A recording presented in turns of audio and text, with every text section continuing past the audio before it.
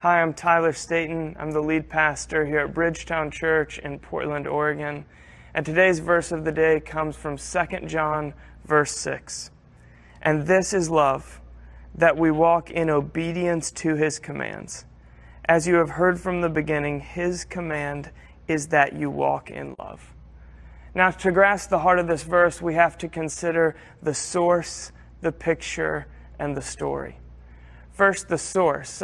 John, in addition to writing 3 letters or epistles near the end of the New Testament, also wrote a gospel, meaning he wrote a biography of the life of Jesus.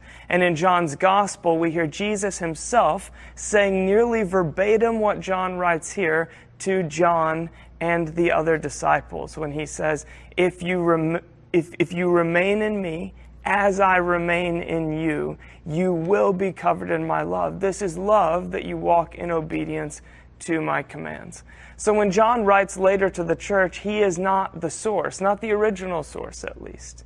That would be Jesus himself. Secondly, we have to see the picture that John is painting for us. And this is love, that we walk in obedience to his commands. And then finally, there's the story. The first phrase in this verse is a tell, as you have heard from the beginning.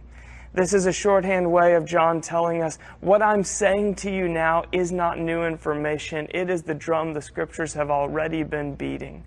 Reading any one verse from the Bible is very similar to watching one great scene from a film.